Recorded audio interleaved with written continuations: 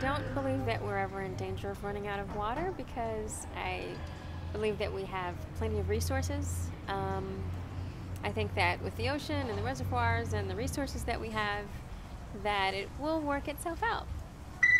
The water issue, addressing it with some of our friends and family, makes us a little crazy because they don't seem to address the issue as an issue. Some of it's generational, some of it may be where they live, their lifestyle. They just think it's a problem for someone else to have. As a small business owner and as a mom, I'm concerned that we are in the midst of a drought and we don't know how long it will last. Most people don't understand how water is created and what happens to it. Every time you flush a toilet, every time you use your washing machine, I think people think that it just goes back to the ocean and then the ocean evaporates, then it goes into clouds and then it falls in rain, and so it's not lost. There's so many messages bombarding people, only to find out one day it's a crisis, the next day it's over. And I think people are not believing it's real to the extent that it requires them to change their habits. I understand that I can do my part in ways where I can turn water off and not use it as often, not walk away while the water's running kind of a thing, but I think that the most capable hands are those that are just, that whose job it is to make sure that we are not, ever in a situation where we're having to continue to conserve water at this level. When we talk about lack of water, we're talking about cutting off opportunities to live. It's life. It's not just quality of life, it's life. If I really thought that there was going to be some difference in my lifestyle or my child's life would change in some way because of the water shortage or the drought, I would certainly take a more active role. We all have a stake in the future of our water supply. I have a stake in this, personal stake. My two daughters need to know that those of us in charge right now care about their future and are doing what we can. And I think those in charge do care and are working on it. We're all in this together. What I do affects everyone else. I don't have any kids, but I know that the reason I'm concerned about it is for kids, is for tomorrow's generation. That's why I think we're here on Earth, and that is to make a better tomorrow. We're all just leasing our time here on Earth, and we got to make the best of it, and the kind of legacy we leave and the kind of things that they live through are a direct result of how we live our lives.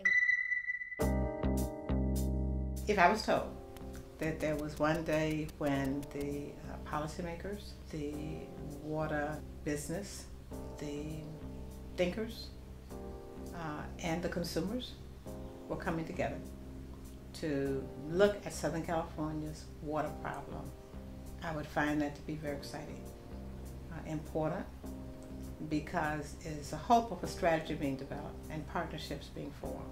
I wish the public could be at this forum. If everyone could come, they could see that there's a crisis, but we can solve it. There are very learned people, academics, policymakers, new business technologies, new ideas. The human race always has more ideas, never out of ideas. So they could see that, yeah, there's a problem. They can do something about it. They can pitch in. We can all conserve, and they can help those who are working on the problem solve it faster. I have friends and relatives that don't have a clue that there's a drought. I have friends and relatives that know there's a drought, but don't care. I don't get it.